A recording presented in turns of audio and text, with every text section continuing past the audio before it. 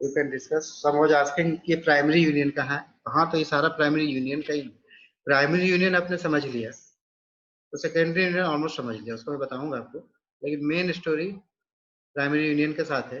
If you have understand the whole story of primary union, secondary union में आपको कोई problem होने नहीं जा रहा है। Lot of similarity with some dissimilarity is secondary union. सारे कुछ ऐसे होंगे, कुछ पॉइंट ऑफ डिफरेंस होंगे, उसको मैं डील कर लूंगा, तो आपका सेकेंडरी यूनियन हो जाएगा। Any other problem?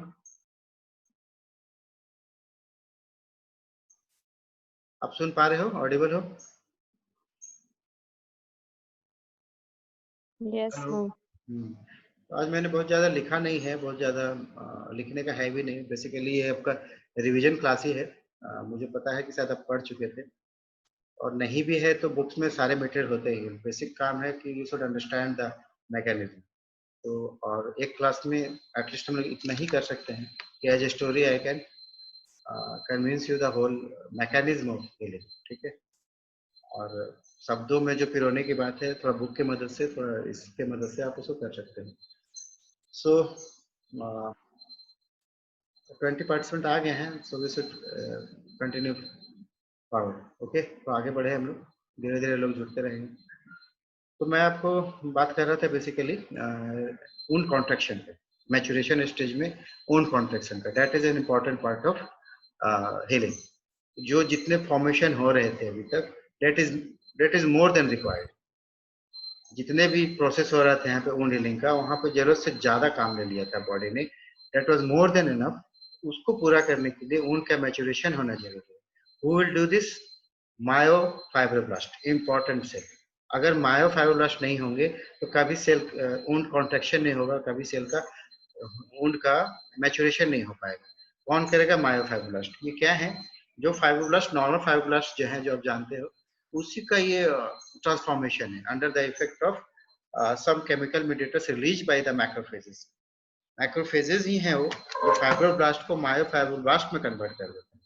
Simple fibroblast जिसका काम था कोलेजन फॉर्मेशन, अब वो मायोफाइब्रोब्लास्ट में कन्वर्ट हो जाएगा। मायो प्लस फाइब्रोब्लास्ट, मायो मींस मसल।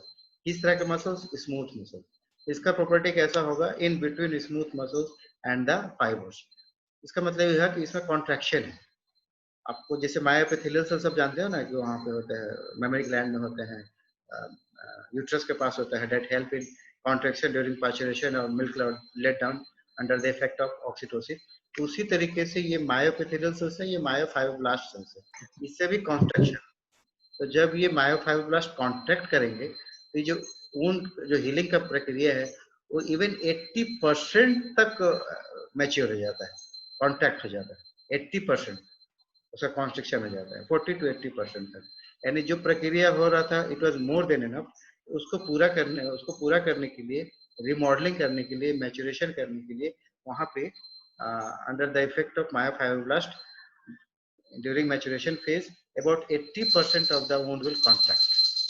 ये इंपॉर्टेंट है। ठीक है। तो this is maturation phase begins after 5 to 7 days. मैंने कहा कि मैंने पहले भी आपसे कहा कि जो फेजेस हैं उसमें कोई क्लियर कट डिमार्केशन टाइम के लिए नहीं, एक दूसरे से ओवरलैपिंग ही है। ठीक है। एज सच इसमें करीब आपको लग जाता है 4 वीक, 1 मंथ करीब लग जाता है इस पूरे प्रक्रिया में। जैसे यहाँ पे देख रहे हो 2 वीक्स, 2 वीक्स में ऑलमोस्ट बहुत सारी चीजें होने लगेंगे। 4 वीक्स में ऑलमोस्ट सारा का सारा हीलिंग हो जाता है। और ये मैचुरेशन खासकर A2 चला जाता है in case of second intention में, जहाँ पे ऊन थोड़ा सा बड़ा हो। लेकिन विद इन 1 मंथ यानी 4 वीक्स में वो सारे के सारे प्रक्रिया पूरे हो जाते हैं।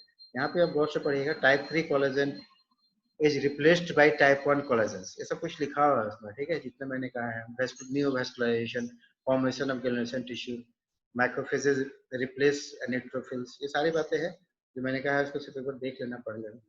ठीक है। तो finally there will maturation, wound contraction, wound contracture नहीं, wound contracture is a different thing. Wound contracture क्या है? ओन कॉन्ट्रैक्शन का सीवियरनेस है, वो अच्छा नहीं माना जाता। Wound contraction should be there, wound contracture should not be there. That is the severe form of wound contraction. ठीक है। रिमॉडलिंग होंगे, स्कैरिंग होंगे।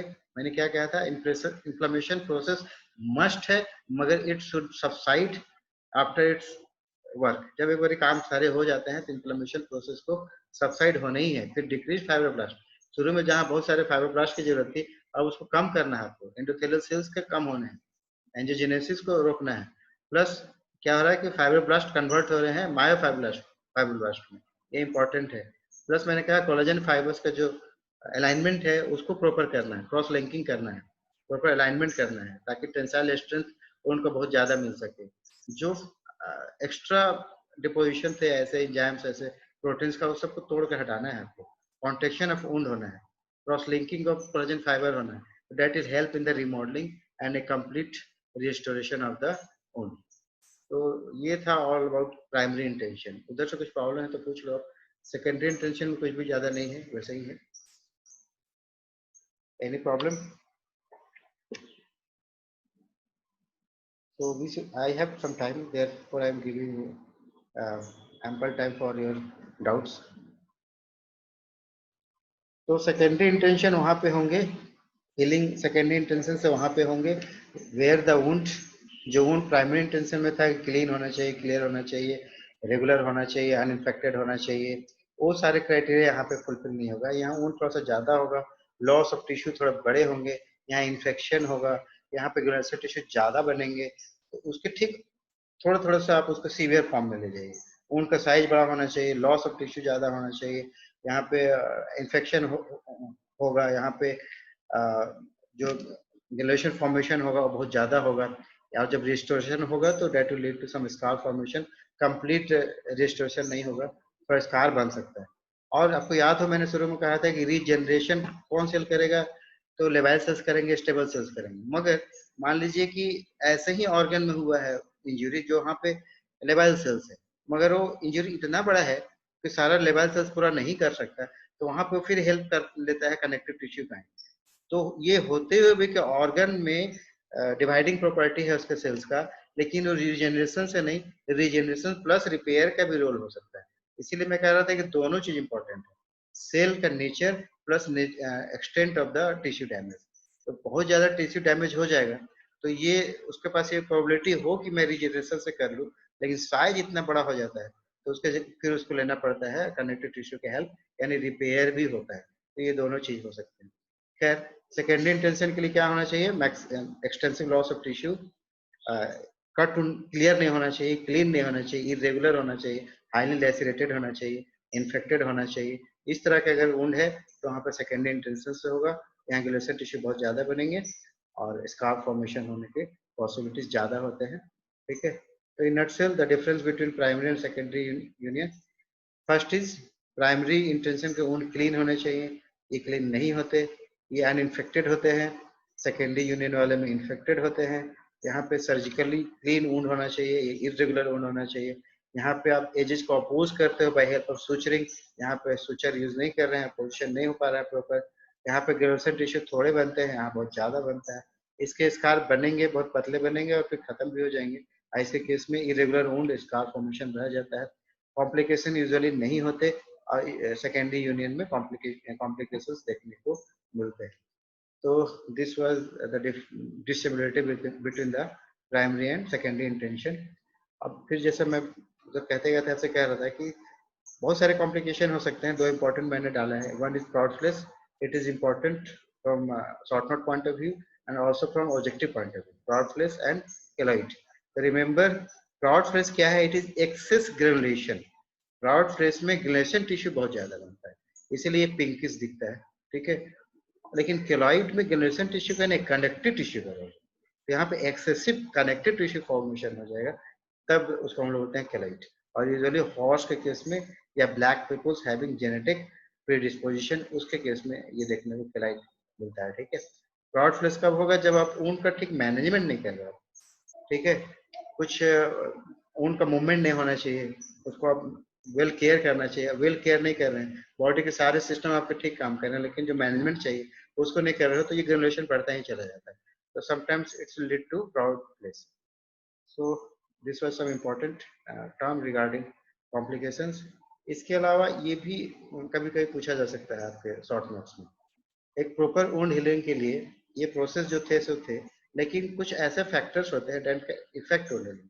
अच्छा, सब कुछ आपने प्रॉपर मैनेजमेंट कर रहे हो, मगर अगर कुछ फैक्टर्स ऐसे भी हो सकते हैं जो आपको प्रॉपर हीलिंग में एक हिंड्रेंस प्रोड्यूस कर सकता है, और that hindrance can be produce by systemic factor और बाय लोकल फैक्टर। तो ये systemic factor important is nutrition, that is requirement of vitamin C, vitamin A, vitamin E. ये कुछ ऐसे विटामिन है जो बहुत इंपॉर्टेंट है, ठीक है, for epithelization, for collagen formation. Vitamin C, vitamin A, vitamin E, ठीक है। प्लस प्रोटीन का होना जरूरी है। अगर प्रोटीन फॉर्मेशन कम हो रहा है, मेल न्यूट्रिशन है, प्रॉपर बॉडी को प्रोटीन नहीं मिल रहा, तब भी आपका हीलिंग प्रॉपर नहीं होगा। Plus sulphur containing amino acids that is methionine and cysteine are important as they are required for collagen formation. Plus ये जिंक, मैंने कहा ना मेटेलो एंजाइम जो बेसमेंट मेम्ब्रेन को ब्रेक करके एंडोथेलियल सेल्स का प्रोलिफरेशन कॉज करता है, दैट इज जिंक डिपेंडेंट। ऐसा तो जिंक का भी होना चाहिए बॉडी में प्रॉपर सप्लाई होना चाहिए। तो अगर इसकी कमी होगी न्यूट्रिशनल, तब भी हीलिंग इफेक्ट होगा। प्लस मेटाबॉलिक फैक्टर्स, आप जानते हो डायबिटीज वाले केस में प्रॉपर हीलिंग नहीं होता। वैसे ही ड्यू टू सम कॉर्टिकॉइड्स, ज्यादा कॉर्टिकॉइड्स हो जाते हैं बॉडी में, स्टेरॉइड्स हो जाते हैं, तब भी प्रॉपर हीलिंग नहीं होता है, वो इन्फ्लेमेटरी प्रोसेस को ही सप्रेस कर देता है। प्लस प्रॉपर ब्लड सप्लाई होना चाहिए। अगर सर्कुलेटरी स्ट्रेसेस है, ब्लड सप्लाई प्रॉपर नहीं है, तब भी प्रॉपर हीलिंग नहीं होगा। प्लस कुछ हार्मोन्स है, कुछ हार्मोन्स का एक्सेस होने से या कमी होने से भी प्रॉपर हीलिंग नहीं होगा, ठीक है।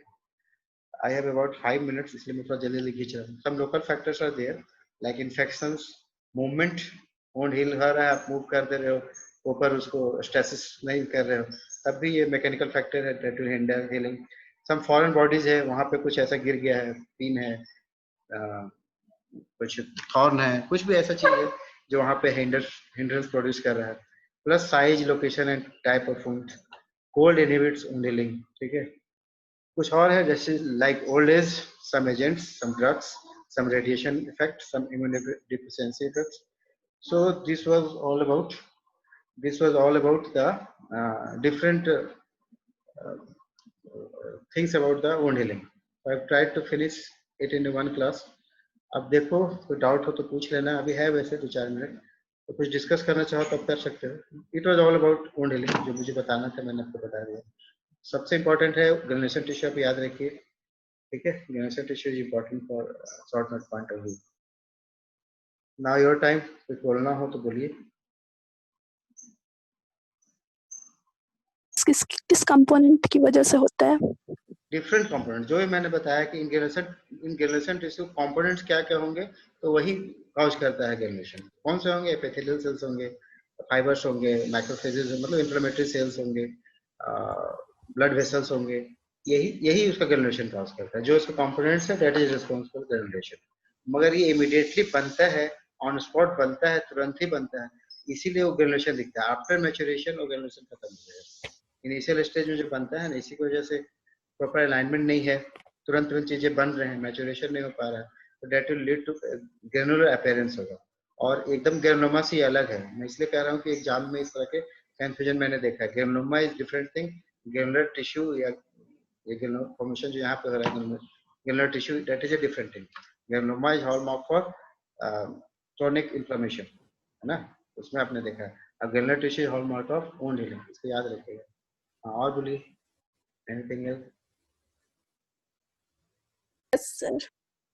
तो बहुत it was very awaiting topic, बहुत दिन से आप वेट कर रहे थे, लेकिन मेरा थोड़ा प्रॉब्लम ये था कि टाइम कांस्टेंट था कि विद इन 1 आवर मुझे सारा मॉड्यूल पूरा कर लेना है। तो I may be fast somewhere, कहीं कहीं फास्ट हो जाऊंगा, बट मुझे लगता है I was able to convince you, pass my message. Okay, thank you. Thank you sir. Thank you sir. Thank you, sir. Thank you.